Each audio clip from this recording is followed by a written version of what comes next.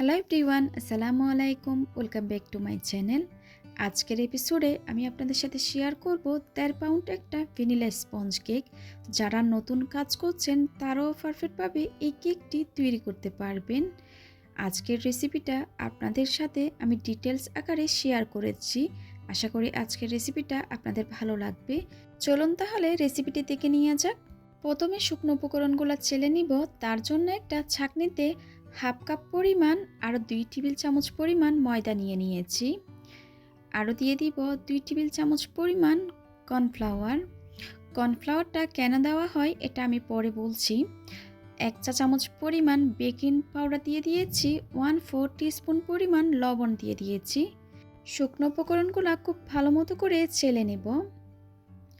শুকনো উপকরণগুলো চেলে নেওয়া হয়ে গেলে একটা হ্যান্ড হুইক্সের সাহায্যে খুব ভালো মতো করে মিশিয়ে নিচ্ছি। এটা কিন্তু খুবই ইম্পর্ট্যান্ট, শুকনো উপকরণটা খুব ভালো মতো করে মিশাতে হবে। শুকনো উপকরণগুলো খুব ভালো মতো করে মিশে যাওয়ার পর এক পাশে আমি ঢেকে রেখে দিব। অন্য একটা পাত্রে রুমের স্বাভাবিক তাপমাত্রায় 3টা ডিমের সাদা অংশ নিয়েছি। কুসুম আর সাদা অংশটাকে আমি আলাদা করে নিয়েছি। এখানে আমি 1 টেবিল চামচ পরিমাণ চিনি দিয়েছি, আর হাফ কাপ পরিমাণ চিনি দিব। এবার একটা ইলেকট্রিক বিটারের সাহায্যে মিডিয়াম স্পিডে আমি বিট করে নিব 1 থেকে 2 মিনিট পর্যন্ত। আর আপনারা অবশ্যই খেয়াল রাখবেন সাদা অংশে যেন কোনো ধরনের কুসুম না থাকে। 1 থেকে 2 মিনিট বিট করার পর আবারও আমি চিনি দিয়ে দিব। এই হাফ কাপ চিনিটাকে আমি কিন্তু 2 থেকে 3 বার করে অ্যাড করব। এতে করে চিনিটা খুব ভালো মতো করে মিশে যাবে। আর শুরু থেকে শেষ পর্যন্ত আমি মিডিয়াম স্পিডে দিয়ে বিট করে নিব। আজকের কেকটা আমি ওভেনে দিয়ে বেক করে নিব। আপনারা চাইলে চুলায় দিয়েও বেক করতে পারেন। আমার চ্যানেলে কিন্তু অনেক ধরনের কেকের রেসিপি আছে। চুলায় কিভাবে বেক করবেন চাইলে ওইখান থেকে রেসিপিগুলো দেখে নিতে পারেন। আমি সম্পূর্ণ চিনিটুকু দিয়ে আবারও বিট করে নিচ্ছি 2 থেকে 3 মিনিট পর্যন্ত, বা চিনিটা সম্পূর্ণ গলে যাওয়া পর্যন্ত। বিট করা হয়ে গেলে আমি বিটারটা অফ করে দিব। এবার আমি কুসুমটাকে অ্যাড করে দিচ্ছি। আরও দিয়ে দিব 1 চা চামচ পরিমাণ ভ্যানিলা এসেন্স। আমি আজকে ভ্যানিলা স্পঞ্জ কেক তৈরি করছি, তাই ভ্যানিলা এসেন্স দিচ্ছি। আপনারা যে ফ্লেভারে কেক তৈরি করবেন ওই ফ্লেভারটা অ্যাড করে দিতে পারেন। দিয়ে দিচ্ছি 2 টেবিল চামচ পরিমাণ রান্নার সয়াবিন তেল। আবারও বিট করে নিব 10 থেকে 15 সেকেন্ড পর্যন্ত। এটা কিন্তু ওভারবিট করা যাবে না, ওভারবিট করলে ডিমের ফোমটা বসে যাবে।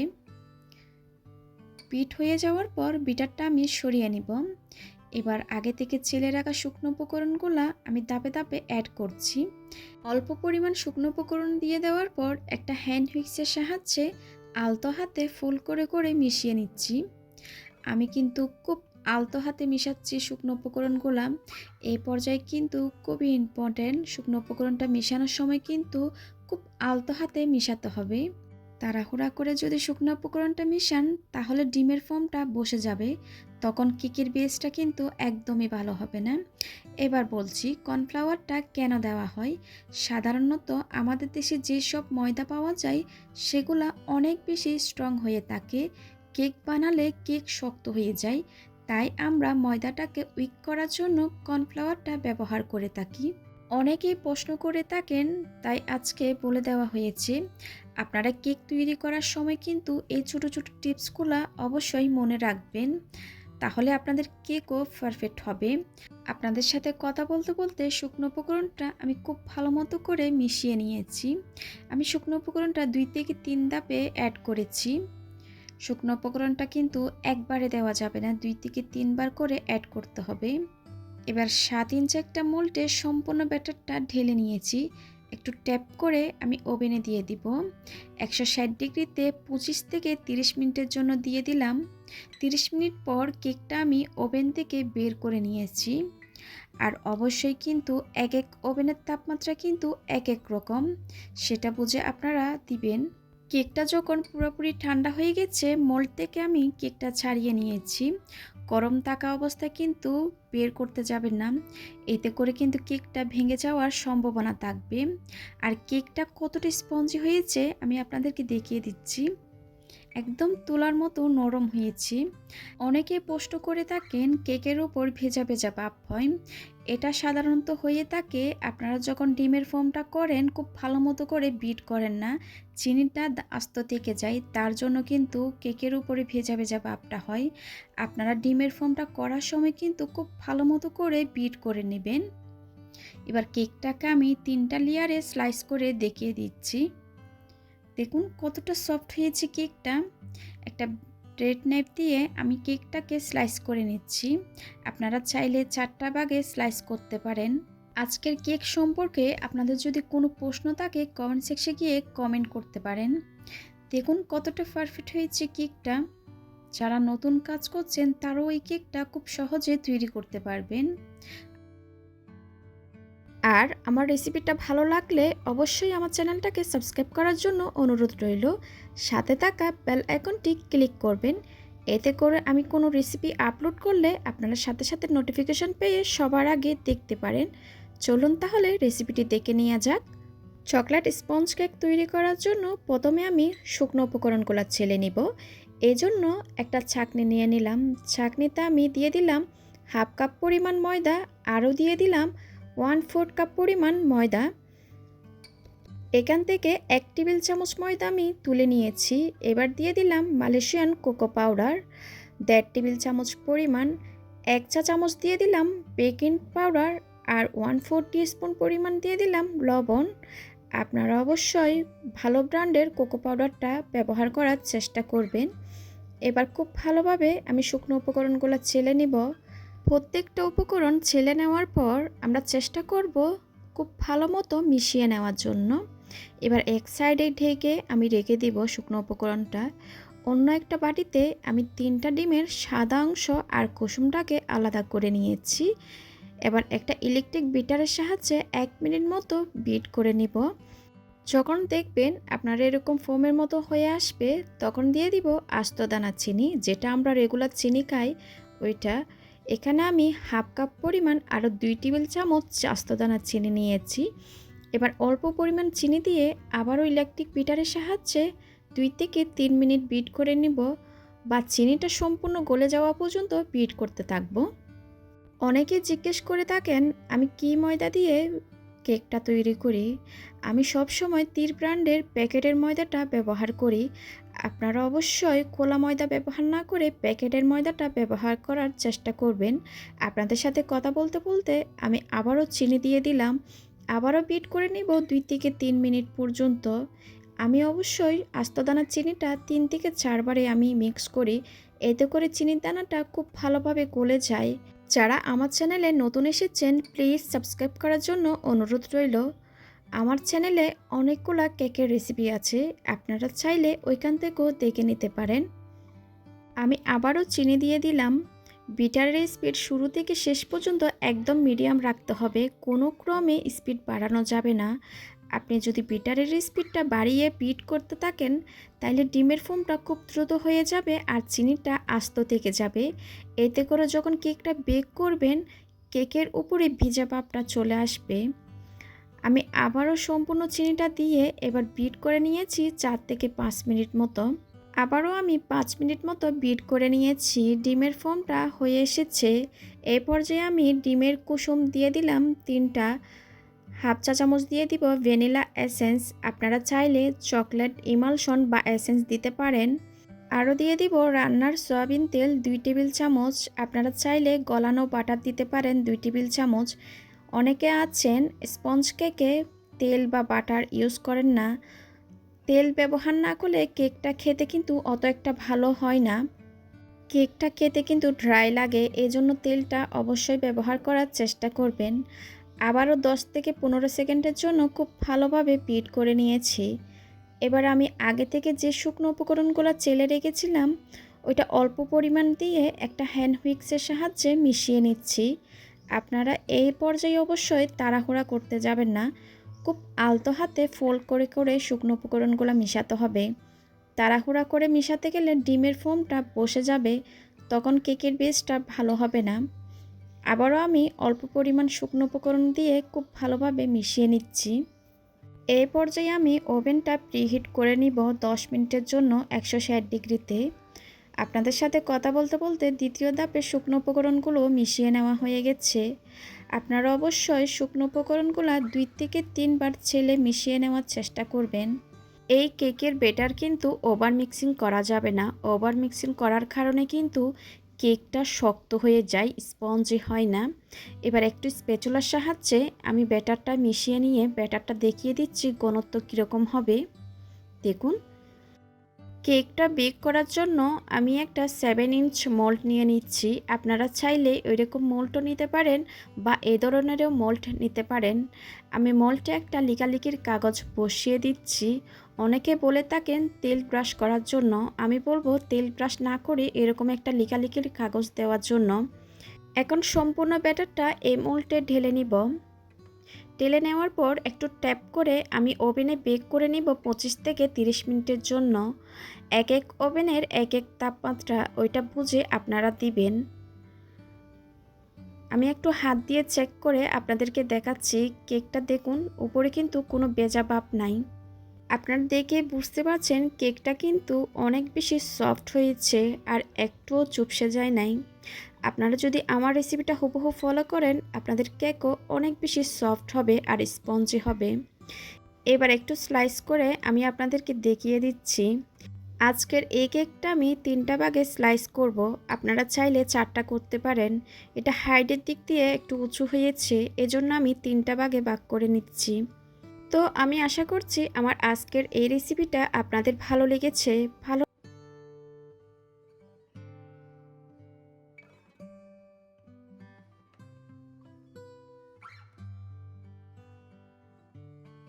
হ্যালো এভরিওয়ান, আসসালামু আলাইকুম, welcome back to my channel.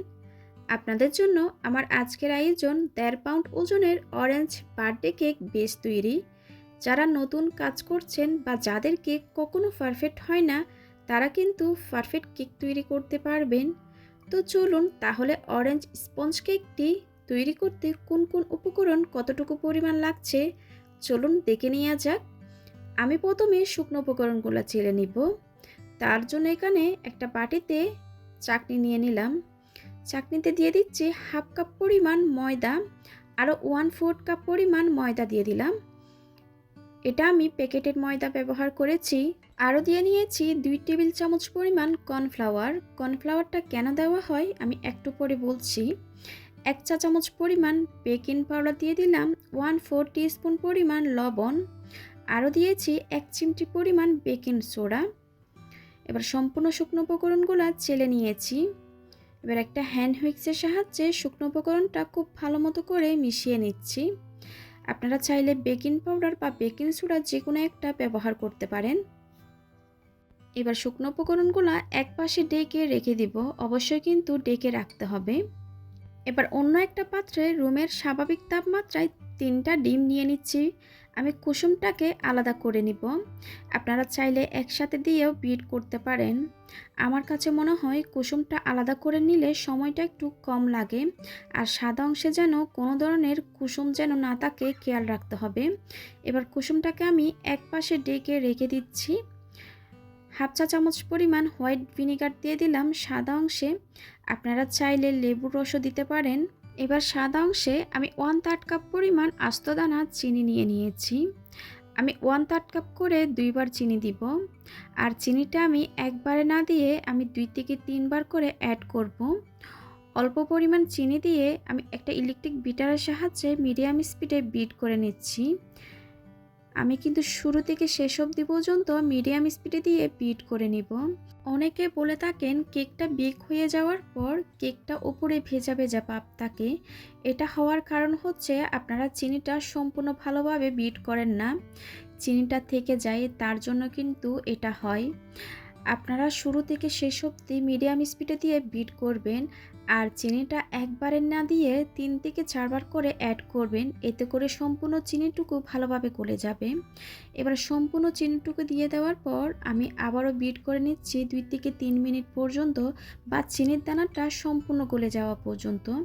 যখন এরকম ক্রিমের মতো হয়ে আসবে আমি বিটারটা অফ করে দিচ্ছি। এবার কুসুমগুলো দিয়ে দিচ্ছি। 1 চা চামচ পরিমাণ অরেঞ্জ ইমালশন দিয়ে দিচ্ছি। আমি এটা অরেঞ্জ স্পঞ্জ কেক তৈরি করব, তার জন্য অরেঞ্জ ইমালশন দিয়ে নিলাম। আপনারা যে ফ্লেভারে কেক তৈরি করবেন ওই ফ্লেভারটা অ্যাড করে দিবেন। 2 টেবিল চামচ পরিমাণ রান্নার রেগুলার তেল দিয়ে দিলাম। আবারও ইলেকট্রিক বিটারের সাহায্যে বিট করে নিচ্ছি। এ পর্যায়ে কিন্তু ওভারবিট করা যাবে না। ওভারবিট করলে ডিমের ফোমটা বসে যাবে। যখন সব কিছু একত্রে ভালোভাবে মিশে যাবে, আমি বিটারটা সরিয়ে নিব। এবার আগে থেকে চেলে রাখা শুকনো উপকরণগুলো আমি আরেকবার চেলে দিয়ে দিব। অল্প পরিমাণ শুকনো উপকরণগুলো দিয়ে নিলাম। এবার একটা হ্যান্ড হুইক্সের সাহায্যে আমি শুকনো উপকরণগুলো আলতো হাতে ফোল্ড করে করে মিশিয়ে নিব। আপনারা চাইলে বিটারের কাঁটার সাহায্যে বা স্প্যাচুলার সাহায্যেও মিশিয়ে নিতে পারেন। আমি কিন্তু খুব আলতো হাতে ফোল্ড করে করে মেশাচ্ছি। এ পর্যায়ে কিন্তু তাড়াহুড়া করতে গেলে কিন্তু ডিমের ফোমটা বসে যাবে, তখন কেকের বেসটা কিন্তু ভালো হবে না। আর উল্টাপাল্টা করে যদি মেশান তাহলে কেকটা অনেক বেশি ফুলে গিয়েও চুপসে যাবে। প্রথম ধাপে শুকনো উপকরণগুলো খুব ভালো মতো করে মিশে গেলে আমি দ্বিতীয় ধাপে শুকনো উপকরণগুলো দিয়ে নিলাম। আবারও ফোল্ড করে করে মিশিয়ে নিচ্ছি। এবার বলি কর্নফ্লাওয়ারটা কেন দেওয়া হয়। সাধারণত আমাদের দেশে যেই সব ময়দা পাওয়া যায় সেগুলো অনেক বেশি স্ট্রং হয়ে থাকে, কেক বানালে কেক শক্ত হয়ে যায়। তাই আমরা ময়দাটাকে উইক করার জন্য কর্নফ্লাওয়ারটা ব্যবহার করে থাকি। আমি কিন্তু শুরু থেকে শেষ অবধি পর্যন্ত একদিক থেকে ঘুরিয়ে ঘুরিয়ে শুকনো উপকরণগুলো মিশিয়ে নিয়েছি। এবার একটা স্প্যাচুলার সাহায্যে আমি আরেকটু আলতো হাতে মিশিয়ে নিচ্ছি। এটা মেশানোর কারণ হচ্ছে কোনো ধরনের লাম্পস বা গুটি গুটি ভাব আছে কি না দেখে নিচ্ছি। আর ব্যাটারের ঘনত্ব কীরকম হবে আমি আপনাদেরকে একটু দেখিয়ে দিচ্ছি। ঠিক এরকমই হবে। আর এই পর্যায়ে আমি ওভেনটা 160 ডিগ্রিতে প্রিহিট করে নিয়েছি 10 মিনিটের জন্য। 7 ইঞ্চ মোল্ডে সম্পূর্ণ ব্যাটারটুকু ঢেলে নিয়ে আমি ট্যাপ করে ওভেনে বেক করে নিব 30 মিনিটের জন্য। 30 মিনিট পর কেকটা ওভেন থেকে বের করে নিয়েছি। এক এক ওভেনের তাপমাত্রা কিন্তু এক এক রকম, আপনারা সেটা বুঝে দিয়ে দিবেন। এবার কেকটা কিন্তু সম্পূর্ণ ঠান্ডা হয়ে গেছে। এবার মোল্ড থেকে ছাড়িয়ে নিচ্ছি। আর ঠান্ডা হয়ে যাওয়ার পর কিন্তু কেকটা একদমই চুপসে যায় নাই, আপনারা দেখেছেন। দেখুন কেকটা দেখতে মাশাআল্লাহ কত সুন্দর লাগছে আর কতটা স্পঞ্জি হয়েছে, অনেকটা কিন্তু ফুলেছে। এবার আমি একটু স্লাইস করে আপনাদেরকে দেখিয়ে দিচ্ছি। আমি 3টা লেয়ারে স্লাইস করে নিব, আপনারা চাইলে 4টা করতে পারেন। আমার এই কেকের উপরে কিন্তু কোনো ধরনের ভেজা ভাব নাই, আপনারা দেখে বুঝতে পারছেন। আমি আরেকটা লেয়ার করে নিচ্ছি। আপনারা যদি আমার রেসিপিগুলো হুবহু ফলো করেন আপনাদের কেকও এতটা স্পঞ্জি হবে আর পারফেক্ট হবে। দেখুন কতটা সফট হয়েছে কেকটা। আমি আশা করছি আমার আজকের এই রেসিপিটা আপনাদের ভালো লেগেছে। আমার ভিডিও ভালো লাগলে অবশ্যই আমার চ্যানেলটা সাবস্ক্রাইব করবেন। ভিডিও রিলেটেড কোনো কোশ্চেন থাকলে সেটা আমাকে কমেন্ট সেকশনে গিয়ে কমেন্ট করে জিজ্ঞেস করবেন। আজকের ভিডিও দেখার জন্য আপনাদেরকে অনেক ধন্যবাদ। সবাই খুব ভালো থাকবেন। আল্লাহ হাফেজ।